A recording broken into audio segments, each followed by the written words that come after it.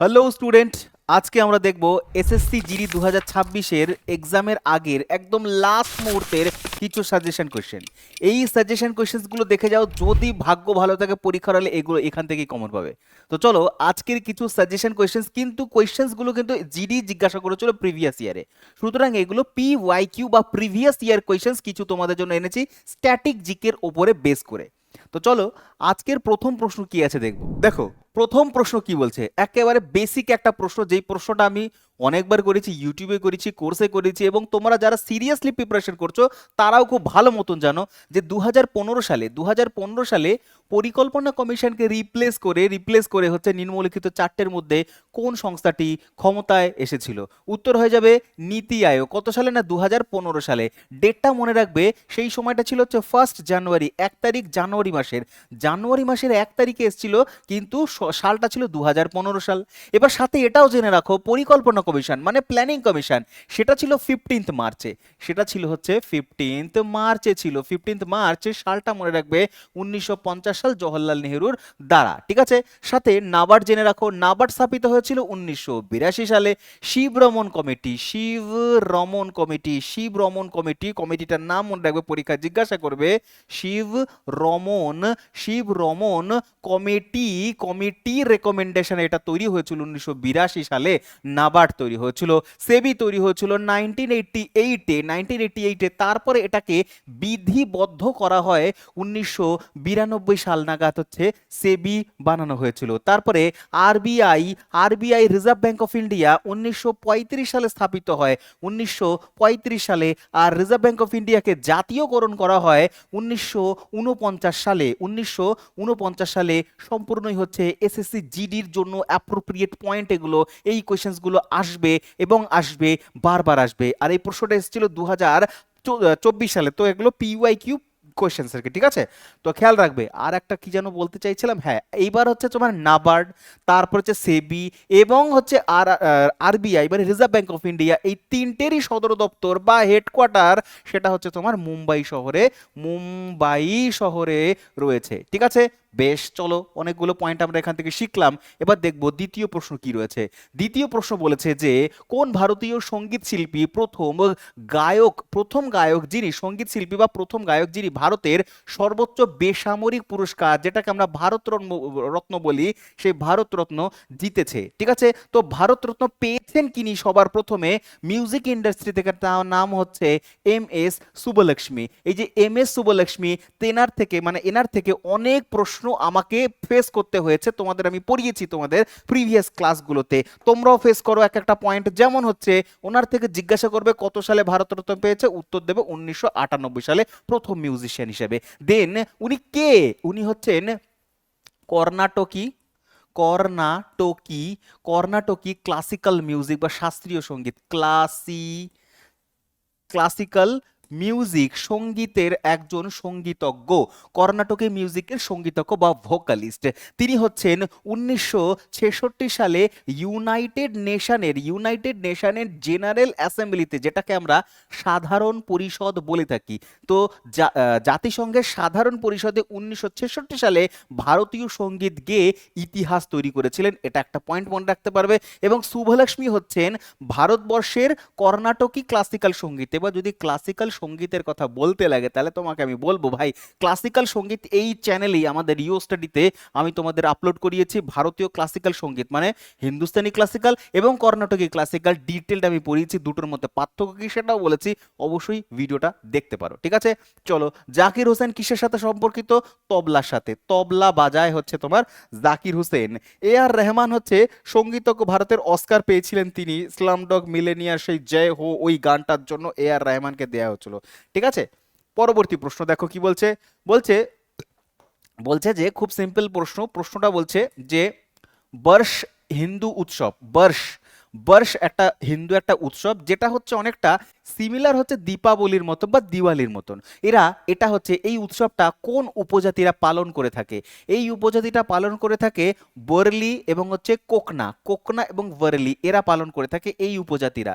এই উপজাতিরা দেখা যায় মহারাষ্ট্রে, কোথায় না মহারাষ্ট্র অঞ্চলে এই উপজাতিদের এই উৎসবটা খুব বিখ্যাত, যেটাকে আমরা বর্ষ হিন্দু বর্ষ বলে থাকি, হিন্দু উৎসব বলে থাকি, বা দিওয়ালির মতন অনেকটা ওই আলোর আর কি উৎসব। এটা মহারাষ্ট্র হয়, গুজরাটেও হয় বেশ কিছু জায়গাতে, গুজরাটেও হয় বেশ কিছু জায়গাতে, দাদরা নগর হাভেলি সেখানেও দেখা যেতে পারে। ওরলি, এই যে ওরলি, এখান থেকে একটা পেন্টিংও রয়েছে ওরলি পেন্টিং বলে, ওরলি পেন্টিং, ওরলি পেন্টিং বা চিত্রকলা, ওরলি চিত্রকলা খুব বিখ্যাত, ওরলি চিত্রকলা খুব বিখ্যাত। এবং এই যে ওরলি চিত্রকলা, এখানে হচ্ছে তোমার জ্যামিতিক স্টাইল থাকে, জ্যামিতিক স্টাইলে তোমার হচ্ছে এই চিত্রকলা অঙ্কন করা হয়, এরাই করে থাকে। ঠিক আছে, চলো পরবর্তী কোয়েশ্চেনে যাওয়ার আগে তোমাদের একটা বিশেষ ঘোষণা দিয়ে রাখি, যারা এসএসসি জিডির জন্য প্রিপারেশন করছো তোমাদের আমি রেকমেন্ড করবো, কিংবা হাইলি রেকমেন্ড করবো এটার এই ক্লাসটা অবশ্যই করে যাবে যাওয়ার আগে। এসএসসি জিডির জন্য, এবং হচ্ছে এসএসসির কোশ্চেন তো এসএসসি নিয়ে থাকে, তো এসএসসি জিডির জন্য বেস্ট হবে যেখানে তোমার 2 ঘন্টারও বেশি আমি তোমাদের অনেক এমসিকিউ করেছি, প্রত্যেক কটা কোশ্চেন হচ্ছে পিওয়াইকিউ কোশ্চেন, এবং ডিপ অ্যানালিসিস রয়েছে, ম্যারাথন ক্লাস রয়েছে। এই ক্লাসটা দেখে অবশ্যই পরীক্ষার হলে ঢুকবে। এবং সাথে শুধুমাত্র খেলার দুনিয়া থেকে স্ট্যাটিক জিকে করিয়েছি, শুধুমাত্র খেলা থেকে কি কি প্রশ্ন এসেছিল বিগত বছরে সেইটা, এই দুটো ভিডিও অবশ্যই দেখে যাবে। এবং হচ্ছে কারেন্ট অ্যাফেয়ার্স যদি দেখতে লাগে, মার্চের current affairs, monthly current affairs রয়েছে এখানে। এবং হচ্ছে কারেন্ট অ্যাফেয়ার্সের যদি আমাদের সেকেন্ড চ্যানেল, যেটা যে এই চ্যানেলটাতে your study WB all exam, এই চ্যানেলে তুমি পেয়ে যাবে 300+ কোয়েশ্চেন্স তুমি একটা কারেন্ট অ্যাফেয়ার্স রিসেন্টলি পাবে, যেটা হচ্ছে তোমার ডিসেম্বর, জানুয়ারি, ফেব্রুয়ারি, মার্চ পর্যন্ত করানো হয়েছে। ঠিক আছে, এই কটা ভিডিও যদি দেখে যাও তাহলে দেখবে তোমার কারেন্ট অ্যাফেয়ার্সও কমন আসছে, স্ট্র্যাটেজিকও কমন আসছে। ঠিক আছে, চলো নেক্সট পরবর্তী প্রশ্ন কি বলছে, 4 নম্বর কোয়েশ্চেন।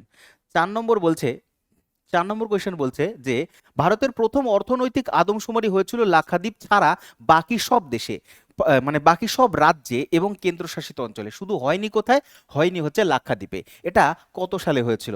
এই কোয়েশ্চেনটা আমি মডারেট কোয়েশ্চেন হিসেবে রেখেছি। তো এটা হয়েছিল 1977 সালে। ঠিক আছে, 1977 সালে হয়েছিল। কি হয়েছিল না অর্থনৈতিক আদমশুমারি। আর এটা লাস্ট হয়েছিল 2019 সালে, আর এটা ছিল 7th টাইম, সপ্তম ছিল 2019 সালে। পরবর্তী কোয়েশ্চেন দেখো কি বলছে, বলছে রঙ্গস্বামী কাপ এটা কোন খেলার সাথে যুক্ত? তাহলে এই ধরনের প্রশ্নগুলো কিন্তু আমি ওই ভিডিওগুলোর মধ্যে পড়িয়েছি আবার। তো দেখো রঙ্গস্বামী কাপ হচ্ছে কোন খেলার সাথে যুক্ত, কোন খেলার সাথে, হকির সাথে যুক্ত হচ্ছে রঙ্গস্বামী কাপ। এছাড়াও তুমি মনে রাখবে হকির সাথে আগা খান কাপ খুব বিখ্যাত, আগা খান কাপ, আগা খান কাপ খুব বিখ্যাত। তারপরে মনে রাখবে হকির সাথে যুক্ত হচ্ছে Sultan, Sultan Sultan Azlan Shah Cup, Azlan, Azlan Shah, Azlan Shah Cup এটাও খুব বিখ্যাত। তারপরে হচ্ছে মনে রাখবে নেহেরু ট্রফি খুব বিখ্যাত, নেহেরু ট্রফি, নেহেরু, নেহেরু ট্রফি খুব বিখ্যাত, নেহেরু ট্রফি বিখ্যাত। তারপরে মনে রাখবে আগা খান কাপ হয়ে গেছে, আচ্ছা নেহেরু ট্রফি হয়ে গেল। তারপরে মনে রাখবে, কি মনে রাখবে, আগা খান কাপ হয়ে গেছো, হ্যাঁ অবশ্যই তোমার হচ্ছে lady Ratan Tata, lady, lady Ratan, Ratan Tata, Ratan Tata cup, Ratan Tata cup, lady Ratan Tata, Ratan Tata cup, এগুলো প্রত্যেকটাই হচ্ছে তোমার হকির সাথে যুক্ত কিছু ইম্পর্টেন্ট কাপ। ঠিক আছে, আচ্ছা দেন আমরা নিয়ে যাবো নেক্সট কোয়েশ্চেনে। কি বলছে, বলছে যে চলো 6 নম্বর কোয়েশ্চেন বলছে ভারতীয় ক্রীড়াবিদ লিঅ্যান্ডার পেজ, এই লিঅ্যান্ডার পেজ ইনি হচ্ছেন কোন খেলার সাথে সম্পর্কিত, কোন খেলার সাথে সম্পর্কিত? তিনি হচ্ছে লন টেনিস প্লেয়ার, যেটা হচ্ছে সানিয়া মির্জা খেলে থাকে, সানিয়া, সানিয়া মির্জা, সাইনা নেহওয়াল নয়, সানিয়া মির্জা। কে না দাঁড়া এক সেকেন্ড, সানিয়া, সানিয়া মির্জা, সানিয়া মির্জা। এছাড়াও হচ্ছে সানিয়া মির্জা, লিঅ্যান্ডার পেজ, তারপরে হচ্ছে তোমার মহেশ ভূপতি, মহেশ ভূপতি, মহেশ ভূপতি, মহেশ ভূপতি, তিনিও হচ্ছেন এই তোমার লন টেনিসের সাথে সম্পর্কিত ব্যক্তি, ইম্পর্টেন্ট কিছু লন টেনিস প্লেয়ার। ঠিক আছে, পরবর্তী প্রশ্ন 7 নম্বর, 7 নম্বর কোয়েশ্চেন, স্টার মার্ক কোয়েশ্চেন, ভালো প্রশ্ন রিপিট হতে পারে। পান্নালাল ঘোষ নিম্নলিখিত কোন বাদ্যযন্ত্রের সাথে সম্পর্কিত? তিনি হচ্ছেন বাঁশি বাজায় বাঁশি বাদক, এবং এছাড়া আরো কিছু বাঁশি বাদকের নাম তোমাকে মনে রাখতে লাগবে, যেমন হচ্ছে হরিপ্রসাদ চৌরাসিয়া, হরিপ্রসাদ প্রসাদ চৌরাসিয়া, হরিপ্রসাদ চৌরাসিয়া, হরিপ্রসাদ চৌরাসিয়া। দেন মনে রাখবে রাকেশ চৌরাসিয়া, রাকেশ রাকেশ চৌরাসিয়া, রাকেশ চৌরাসিয়া, রাকেশ চৌরাসিয়া এনারই ভাইপো, মানে হচ্ছে তোমার ভাইয়ের ছেলে, ঠিক আছে। আরেকজনের নাম মনে রাখবে জন, খুব গুরুত্বপূর্ণ ইম্পর্টেন্ট, মনে রাখবে জন গ্যালওয়ান। কি নাম বললাম? গ্যালওয়ান, জন গ্যালওয়ান। ইনি হচ্ছেন বিদেশি একজন, যিনি ভারতীয় বাদ্যযন্ত্র বাঁশি বাজান, ঠিক আছে। এবং তাকে বলা হয়, তাকে কি বলা হয়? দ্য ম্যান বলা হয়, the man with the golden flute, golden flute বলা হয়, গোল্ডেন ফ্লুট বলা হয়, ফ্লুট মানে বাঁশি, গোল্ডেন ফ্লুট বলা, man with the golden flute, সেটা হচ্ছে জন গ্যালভানকে বলা হয়, বাঁশির সাথে সম্পর্কিত, ঠিক আছে। চলো তারপরে কোয়েশ্চেন নাম্বার 8 দেখবো কি বলছে। একটু বড় সড়ো প্রশ্ন কিন্তু সোজা প্রশ্ন, এটা আমি আগে অনেকবার করিয়েছি। বলছে আলপুঝা কাছে, এটা কেরালাতে অবস্থিত, কেরালাতে অবস্থিত। আলপুঝার কাছে একটা অনুষ্ঠান হয় যেখানে নেহেরু ট্রফি বলে একটা প্রতিযোগিতা হয়, নেহেরু ট্রফি প্রতি বছর হয়ে থাকে, আগস্ট মাসে হয়ে থাকে, দ্বিতীয় শনিবার হয়ে থাকে। এটা তো ড্যাশ বিভাগের সবচেয়ে প্রতিযোগিতামূলক জনপ্রিয় একটা খেলা। কোন বিভাগের খেলা হচ্ছে এই নেহেরু ট্রফি বা আলপুঝাতে হয় যেই খেলাটা? এটা হচ্ছে একটা নৌকা বাইচ, যেটাকে স্নেক বোট রেসও বলা হয়। কি বলা হয়?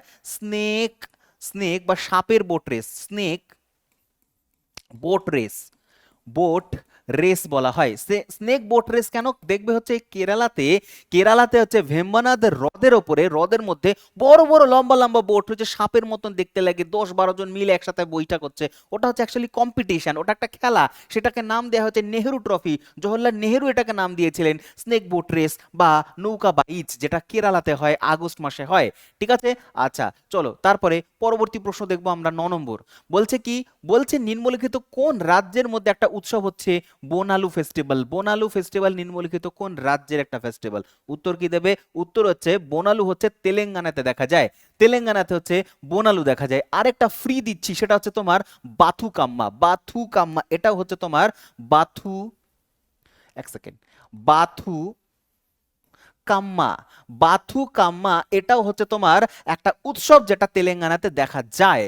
পরবর্তী প্রশ্ন বলছে উত্তরপ্রদেশের ইন্দো পার্সিয়ান একটা নৃত্যধারা দেখা যায়, এর মধ্যে কোনটা? উত্তরপ্রদেশে ইন্দো পার্সিয়ান নৃত্য, উত্তরপ্রদেশের ইন্দো পার্সিয়ান, ছৌয়ের মধ্যে কি ইন্দো পার্সিয়ান, পার্সিয়ান মানে হচ্ছে তোমার পারস্য, ইরানিয়ান ইনফ্লুয়েন্স রয়েছে, ইন্দো পার্সিয়ান, পার্সিয়ান ইনফ্লুয়েন্স মানে মুসলিম ইনফ্লুয়েন্স কি আমাদের ছৌয়ের মধ্যে দেখতে পারি না?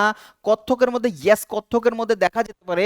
কত্থক হচ্ছে একটা ক্লাসিক্যাল ডান্স যেটা উত্তর ভারত তথা উত্তরপ্রদেশ সব থেকে বেশি জনপ্রিয়। আর কত্থকই হচ্ছে একমাত্র ক্লাসিক্যাল ডান্স যেখানে ইন্দো মানে হচ্ছে আমাদের ইন্ডিয়া এবং হচ্ছে ইরান বা পার্সিয়া দুটোর সাংস্কৃতিক কনফ্লুয়েন্সে বা হচ্ছে তোমার দুটো সংস্কৃতির সংমিশ্রণে এইটা তৈরি হচ্ছে কত্থক, ঠিক আছে। মনে রাখতে হবে। কথাকলি হচ্ছে কেরালাতে, কথাকলি হচ্ছে কেরালাতে বিখ্যাত, ঠিক আছে। গরবা হচ্ছে গুজরাটে, গুজরাটে হচ্ছে তোমার গরবা, ঠিক আছে। চলো নেক্সট কোশ্চেনে যাওয়ার আগে তোমাদের বলে রাখি, যারা 2027 সালের একেবারে নতুন জিডি জন্য প্রিপারেশন নিতে চাচ্ছ, সম্পূর্ণ নতুন ভাবে 0 টু একেবারে একেবারে প্রো পর্যন্ত যেতে চাও, তাদের জন্য এই ব্যাচটা এপ্রিল মাস থেকে শুরু হয়ে গেছে। ভর্তি না হলে অবশ্যই ভর্তি হতে পারো, নাম্বারটা দিচ্ছি আমি, এই নাম্বারে কল করে তুমি ভর্তি হবে। এছাড়াও 0 টু প্রো ব্যাচ 6.0 তো চলছে। আর আমাদের ইওর স্টাডিতে যে কোনো ব্যাচ থাকবে সেটা হচ্ছে তোমার 2 বছরের ভ্যালিডিটি তুমি পাচ্ছ। এখানে লাইভ ক্লাস মিস করলে তুমি হচ্ছে রেকর্ডেড থাকছো, তার মানে লাইভ প্লাস রেকর্ডেড দুটোই থাকছে। পিডিএফ পাবে প্রত্যেকটা ক্লাসের পরে, মক টেস্ট দিতে হবে না আর কোথাও, এখানেই পেয়ে যাবে অ্যাপের মধ্যে, এবং প্র্যাকটিস সেট তুমি দিতে পারছো, ডাউট সলভিং নাম্বার পাচ্ছ, এবং থাকছে হচ্ছে 0 টু অ্যাডভান্স, মানে একেবারে বেস লেভেল থেকে তোমাকে প্রস্তুতি নেওয়ানো হবে, প্রস্তুতি করানো হবে তোমাকে। এবং এই যে নাম্বারটা দেখতে পাচ্ছ স্ক্রিনের মধ্যে, এই যে নাম্বার, এই নাম্বারই কল করবে এবং তোমার ভর্তি সম্পর্কিত আরো যা যা প্রশ্ন রয়েছে তুমি জিজ্ঞাসা করে উত্তর পেয়ে যাবে, ঠিক আছে। তাহলে ব্যাচে যুক্ত হও এবং কোর্সে যুক্ত হয়ে আমাদের সাথে প্রিপারেশন শুরু করো তোমার এসএসসি জিডি 2027 এর জন্য। চলো পরবর্তী প্রশ্ন দেখবো আমরা, কি বলছে নেক্সট কোশ্চেন। পরবর্তী প্রশ্ন বলছে ওস্তাদ বিন্দা খান, ওস্তাদ বিন্দা খান নিম্নলিখিত কোন বাদ্যযন্ত্রের সাথে সম্পর্কিত? ওস্তাদ বিন্দা খান হচ্ছে সারেঙ্গি বাজায়, সারেঙ্গি। আর সারেঙ্গি হচ্ছে একটা তারের বাদ্যযন্ত্র, তার দিয়ে তৈরি, মানে তারের বাদ্যযন্ত্র। যেমন বেহালা বাজায়, বেহালা দেখেছো ভায়োলিন বাজায় একটা ছড়ি থাকে কাঁধে নিয়ে এইভাবে করে তোমার বেহালা বাজাতে থাকে, সেম টু সেম তোমার সারেঙ্গিও বাজায় একই রকম, শুধু সারেঙ্গিটা কাঁধে নেয় না, বসে কোলের মধ্যে নিয়ে তারপরে ওই ছড়ি দিয়ে এইভাবে করেই বাজাতে লাগে সারেঙ্গি, ঠিক আছে। আর বিখ্যাত ব্যক্তির নাম হচ্ছে ওস্তাদ বিন্দা খান, ওস্তাদ বিন্দা খান। পরবর্তী প্রশ্ন দেখো, ভারতীয় ক্রীড়াবিদ লি অ্যান্ডারপেজ, আচ্ছা কোশ্চেনটা রিপিট হয়েছে সুতরাং অপশন নাম্বার বি হয়ে যাবে, লন টেনিস। ওকে, চলো তারপরের প্রশ্ন। 2011 সালের জনগণনা অনুযায়ী ভারতের সবচেয়ে কম জনবহুল রাজ্য কোনটা? ভারতের সবথেকে কম জনবহুল রাজ্য কোনটা? ভারতের সবথেকে কম জনবহুল রাজ্য হলে তাহলে উত্তর হয়ে যাবে সিকিম, আনসার হয়ে যাবে। আর যদি এই কোশ্চেনটাই জিজ্ঞাসা করতো যে সবথেকে ছোট রাজ্য আয়তন অনুযায়ী, তাহলে হতো গোয়া, হতো আনসার, ঠিক আছে, উত্তর হতো গোয়া, ঠিক আছে। পরবর্তী প্রশ্ন দেখো, 2026 সালের এশিয়ান গেমস কোথায় হতে চলেছে বা কোন দেশ আয়োজন করবে? একেবারে অ্যাপ্রোপ্রিয়েট প্রশ্ন এই কোশ্চেন্স গুলো, ঠিক আছে, এই প্রশ্নগুলোই রিপিট তুমি পরীক্ষার হলে দেখতে পাবে। তো 2026 সালে হতে চলেছে জাপানে, জাপানের কোথায় হবে? জাপানের হবে Aichi, Aichi Nagoya, Nagoya, Nagoya, Aichi এবং নাগোয়া এই দুটো জায়গাতে হবে 2026 সালের এশিয়ান গেমস, ঠিক আছে। 2026 সালে তোমার কমনওয়েলথ হবে, কমনওয়েলথটা কোথায় হবে বলবে? স্কটল্যান্ডে হবে, স্কটল্যান্ড, স্কটল্যান্ডে হবে, স্কটল্যান্ডে হবে, স্কটল্যান্ডের গ্লাসগো শহরে হবে, গ্লাসগো, গ্লাসগোতে হবে হচ্ছে স্কটল্যান্ডের। আর এটা কি খেলার কথা বলছি? এটা বলছি কমনওয়েলথের কথা। 2026 সালেই হচ্ছে তোমার 2026 সালের ফিফা ওয়ার্ল্ড কাপ হতে শুরু হয়েছে, হবে এই বছর। ফিফা ওয়ার্ল্ড কাপ 3টে দেশে হবে, প্রথমত মনে রাখবে ইউএসএ মানে আমেরিকাতে হবে, কোথায় হবে? আমেরিকাতে হবে, কোথায় হবে? আমেরিকা, আমেরিকাতে হবে। আর সাথে হচ্ছে কানাডা মনে রাখবে, কানাডাতে হবে। আর সাথে মনে রাখবে মেক্সিকোতে হবে, মেক্সিকো, মেক্সিকো। এই 3টে শহরে মানে 3টে দেশে হচ্ছে এই বছরের ফিফা মানে ফুটবল বিশ্বকাপ হতে চলেছে, ফুটবল বিশ্বকাপ হতে চলেছে, ফুটবল বিশ্বকাপ, ঠিক আছে। আচ্ছা, এই বছরই উইন্টার অলিম্পিক মানে হচ্ছে শীতকালীন অলিম্পিক হয়ে গেছে, কোথায় হয়ে গেছে? ইতালিতে হয়ে গেছে, ইতালিতে। এইগুলো সবকটা গেমই কিন্তু আমি বললাম 2026 সালের কথা বললাম, কারণ এগুলো যেহেতু এই বছর হতে চলেছে পরীক্ষার হলে আসতে পারে, ঠিক আছে। চলো তারপরে বলছে ব্যাংকিং রেগুলেশন অ্যাক্ট কত সালে পাশ হয়েছে? ব্যাংকিং রেগুলেশন অ্যাক্ট পাশ হয়েছে তোমার 1949 সালে। কেন? তার কারণ এই বছরই হচ্ছে আমাদের রিজার্ভ ব্যাংক অফ ইন্ডিয়া বা আরবিআই হচ্ছে জাতীয়করণ হয়, জাতীয়করণ, জাতীয়করণ। পরীক্ষায় ঘুরিয়ে কোশ্চেন জিজ্ঞাসা করতে পারে রিজার্ভ ব্যাংক অফ ইন্ডিয়া কত সালে জাতীয়করণ হয়েছে? উত্তর হবে 1949 সালে জাতীয়করণ হয়েছে। আর এইটাকেই বলা হয়, এইটাকেই বলা হয় হচ্ছে, এইটাকেই বলা হয়, এই সালটাকেই বলা হয় ব্যাংকিং রেগুলেশন অ্যাক্ট। এই অনুযায়ী হচ্ছে যত ব্যাংক কাজ করে, ঠিক আছে। আচ্ছা, পরবর্তী প্রশ্ন বলছে ভারতীয় ক্রীড়াবিদ নাম কি? নাম হচ্ছে আনাকা আলাঙ্কমণি। এই আলাঙ্কা কি আনাকা আলঙ্কমণি, ইনি হচ্ছেন কোন খেলার সাথে সম্পর্কিত? ইনি হচ্ছেন স্কোয়াশ খেলার সাথে সম্পর্কিত। আর স্কোয়াশ হচ্ছে তোমার টেনিস এবং ব্যাডমিন্টনের মতনই হচ্ছে র্যাকেট দিয়ে খেলা হয়। ব্যাডমিন্টনও র্যাকেট, টেবিল টেনিসও হচ্ছে তোমার না, টেনিস হচ্ছে র্যাকেট এবং স্কোয়াশও হচ্ছে র্যাকেট দিয়েই খেলা হয়। আর 2026 সালের আমরা স্কোয়াশ বিশ্বকাপ জিতেছি কিন্তু ভারতবর্ষ, ভারতবর্ষ হচ্ছে বিশ্বকাপ জিতেছে, বিশ্বকাপ জিতেছে, জিতেছে।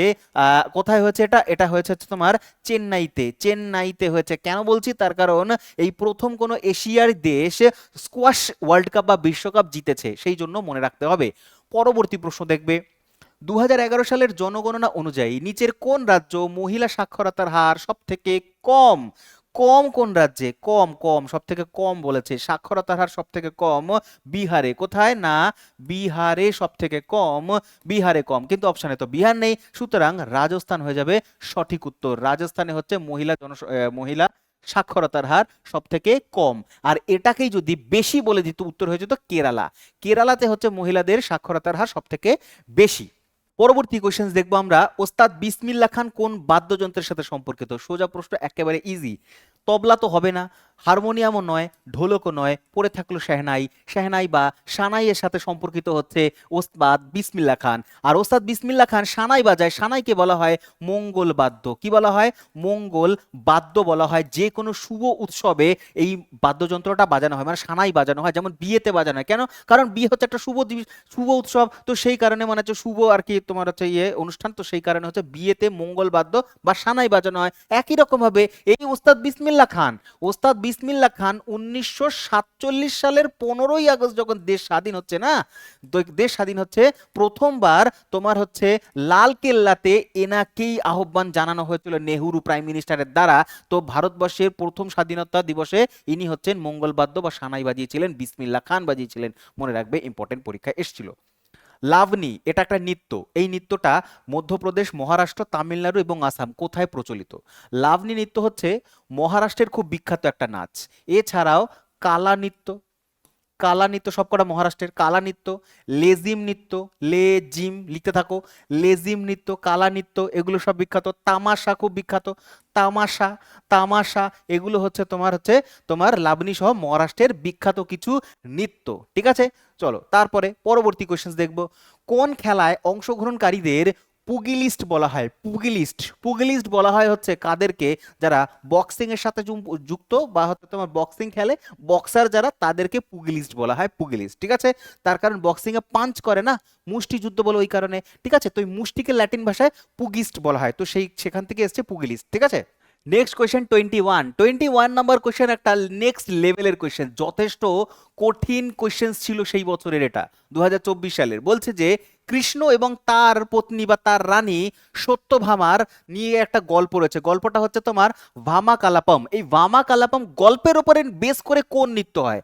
কোন নৃত্য হয় ভামা কালাপম উপর, মানে শ্রীকৃষ্ণ এবং তার রানী সত্যভামার উপরে? সেটা হয় কুচিপুড়ি ডান্স। কুচিপুড়ি হচ্ছে অন্ধ্রপ্রদেশে, এপি লিখলাম, অন্ধ্রপ্রদেশে হচ্ছে প্রচলিত হচ্ছে কুচিপুড়ি। ভারতনাট্যম তামিলনাড়ুতে, তামিলনাড়ুতে ভারতনাট্যম। কত্থক হচ্ছে উত্তরপ্রদেশে বা ইউপিতে, এবং ওড়িশি হচ্ছে ওড়িশি নাচের জন্য বিখ্যাত। ঠিক আছে, আচ্ছা, কুচিপুড়ির আর একটা বৈশিষ্ট্য রয়েছে, কুচিপুড়ি যেই গ্রামটা থেকে সৃষ্টি হয়েছে সেই গ্রামের নামেই নামকরণ হয়েছে। পরীক্ষা জিজ্ঞাসা করবে যে নিম্নলিখিত কোন ক্লাসিক্যাল ডান্স গ্রামের নামে সৃষ্টি হয়েছে, তাহলে উত্তর দেবে কি? কুচিপুড়ি হয়ে যাবে কারেক্ট আনসার। ঠিক আছে, আচ্ছা, আরেকটা হচ্ছে কুচিপুড়ি থেকে, সেটা হচ্ছে যে কুচিপুড়িতে এমন একটা স্টাইল রয়েছে যেটা হচ্ছে তোমার ওই পিতলের, পিতলের তোমার হচ্ছে কি বলে ওকে, থালা, পিতলের থালার ওপরে নর্তকীরা দাঁড়ায়, নৃত্যশিল্পীরা দাঁড়ায়, তারপরে মাথার উপর একটা ঘটি বা কলসি রাখে, তারপরে ব্যালেন্স করে নৃত্য করে।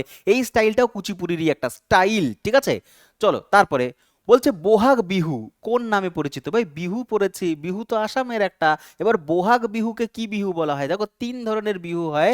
বোহাগ বিহুকে বলা হচ্ছে রঙ্গালী বিহু। যেটা বোহাগ বিহু সেটা বোহাগ মাসে হয়, মানে বৈশাখ মাসে হয়, বৈশাখ মাসে। আর এইটা হচ্ছে আসামিদের নববর্ষ, এই যে কিছুদিন আগে হয়ে গেল নববর্ষ, এটা আসামিদের নববর্ষ, নববর্ষ। যেমন আমাদের হচ্ছে পয়লা বৈশাখ, ওরা হচ্ছে বোহাগ বিহু বা রঙ্গালী বিহু পালন করে থাকে। ঠিক আছে, মাঘ বিহু যেটা পৌষ সংক্রান্ত উপলক্ষে হয়, মাঘ মাসে মানে পৌষ সংক্রান্তির দিনে হয়। ঠিক আছে, বেশ, চলো তারপরে নেক্সট কোয়েশ্চেন। বলছে যে এই যে অঙ্কিতা রায়না, এই অঙ্কিতা রায়না তিনি কোন খেলার সাথে সম্পর্কিত? অঙ্কিতা রায়না কোন খেলার সাথে? দেখো খেলোয়াড়ের নাম থেকে প্রশ্ন এসছে। অঙ্কিতা রায়না হচ্ছে লন টেনিস প্লেয়ার, একজন ভারতীয় লন টেনিস প্লেয়ার। ঠিক আছে, নেক্সট কোয়েশ্চেন দেখো কি বলছে। বলছে যে ইন্দিরা গান্ধীর সময় ভারতের কোন পঞ্চবার্ষিকী পরিকল্পনা নিম্নলিখিত চালু হয়েছিল? ইন্দিরা গান্ধীর সময় চতুর্থটা চালু হয়েছিল, দ্বিতীয়টা, তৃতীয়টা নাকি প্রথমটা? প্রথমটার টাইমিং হচ্ছে 1951 সাল থেকে 1956 সাল পর্যন্ত, 5 বছর না? এই সময় জওহরলাল নেহেরু ছিল। ঠিক আছে, দ্বিতীয়টা শুরু হয়েছিল ঠিক 1956 সালে শেষ হয় প্রথমটা, তারপর 1956 থেকে 1961 পর্যন্ত দ্বিতীয়টা চলে।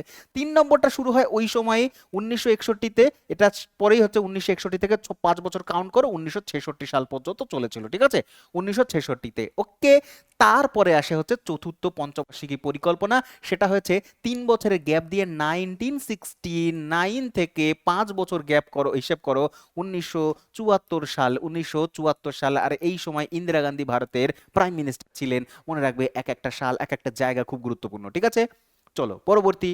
বলছে খুব ভালো প্রশ্ন, কোয়েশ্চেনটা কি কেমন ভাবে তৈরি করেছে দেখো। বলছে ভারতের ভারতের দ্বীপপুঞ্জ সহ ভারতের স্থল সীমানার দৈর্ঘ্য কত কিলোমিটার হবে? উপকূলের দৈর্ঘ্য হচ্ছে তোমার 7,000 এত কিলোমিটার। তো স্থল সীমানার দৈর্ঘ্য হচ্ছে অপশন নাম্বার এত। স্থল সীমানা মানে ভারতের উত্তর দিকে যে স্থলভাগ রয়েছে সেখানে হচ্ছে স্থল সীমানা রয়েছে হচ্ছে তোমার 15,106 কিলোমিটার, মানে 15,000 কিলোমিটার মতন হচ্ছে স্থল সীমানা। আর জল সীমানা হচ্ছে এতটা, এটা হচ্ছে 7,500 কিলোমিটার হচ্ছে জল সীমানা। ঠিক আছে, নেক্সট। 1919 সালে রাওলাট আসে, গান্ধীজি রাওলাটের আইনের বিরুদ্ধে হচ্ছে সত্যাগ্রহ করে, রাওলাট সত্যাগ্রহ।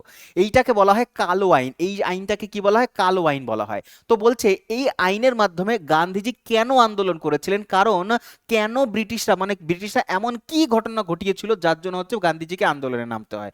ব্রিটিশরা হচ্ছে তোমার মৌলিক অধিকার কেড়ে নিয়েছিল, বিনা বিচারে অ্যারেস্ট করতে পারবে, এইটা এই আইনের মধ্যে বলা ছিল। সুতরাং রাওলাট আইনকেই কালা আইন বলা হয়। পরীক্ষায় আসবে, উত্তর লিখবে, কালা আইন কাকে বলে? কালা আইন রাওলাট আইনকে বলে, আর এটাকেই বলে ব্ল্যাক অ্যাক্ট। অবভিয়াসলি কালা আইন মানে হচ্ছে ব্ল্যাক অ্যাক্ট হবে, ব্ল্যাক অ্যাক্ট। ঠিক আছে, চলো পরবর্তী প্রশ্ন বল দেখবো আমরা। নেক্সট বলছে ডান্ডারি নৃত্য ভারতের নিম্নলিখিত কোন রাজ্যে ফেমাস খুব? ডান্ডারি নৃত্য হচ্ছে তেলেঙ্গানাতে ফেমাস, যেখানে হচ্ছে বাথুকাম্বা বললাম, বোনালু বললাম, ফেস্টিভ্যাল, ওগুলো ওই দুটো হচ্ছে উৎসব, আর এটা হচ্ছে নৃত্য, দান্ডারি নৃত্য। ঠিক আছে, দান্ডারি নৃত্য তেলেঙ্গানার জন্য বিখ্যাত। পরবর্তী কোয়েশ্চেন্সে চলে যাব আমরা। বলছে মধ্যপ্রদেশের ঢোলের তালে তালে মহিলাদের দ্বারা যে নৃত্য পরিবেশিত হয় সেই নৃত্যটির নাম কি? মধ্যপ্রদেশের ঢোলের তালে তালে, মধ্যপ্রদেশের তো চলো দেখি, রউফ, হিকত, এগুলো তো জম্মু কাশ্মীরের, এগুলো হচ্ছে তোমার জম্মু অ্যান্ড কাশ্মীরে হয়। ঠিক আছে, ভাগোরিয়া, ভাগোরিয়া ফেস্টিভ্যাল মধ্যপ্রদেশে হয়, কিন্তু ভাগোরিয়া একটা মেলা, ভাগোরিয়া হচ্ছে একটা মেলা, এটা মধ্যপ্রদেশে হয়, ভাগোরিয়া মেলা। ঠিক আছে, ভাগোরিয়া মেলা। ঠিক আছে, আচ্ছা, মটকি ইজ দ্য কারেক্ট অ্যান্সার। মটকি, এটা হচ্ছে তোমার ঢোলের তালে তালে মেয়েরা নাচে, সেটা হচ্ছে তোমার মটকি। ওকে, বেশ। আচ্ছা, তোমাদের জন্য কমেন্টে রাখলাম হচ্ছে মুন্ডারি ফেস্টিভ্যাল কোথায়। মুন্ডারি ফেস্টিভ্যাল ইতিমধ্যে কি পড়িয়েছি আমি? যদি পড়িয়ে থাকে তাহলে অবশ্যই বলো মুন্ডারি ফেস্টিভ্যাল কোন নাচের, মানে কোন রাজ্যের সাথে সম্পর্কিত, এটা তোমাদের জন্য টাস্ক থাকলো, এইচডব্লিউ বলে লিখবে। চলো তারপরে 29 নম্বর কোয়েশ্চেন দেখবো আমরা। বলছে যে গুরু পরব বা গুরু পুরব, পুরব মানে হচ্ছে গুরু পরব, পরব মানে হচ্ছে পর্ব, পর্ব বা হচ্ছে তোমার উৎসব। তো গুরু উৎসব, গুরু পরব কোন সম্প্রদায় দ্বারা পালিত হয়? গুরু পরব কোন সম্প্রদায় দ্বারা?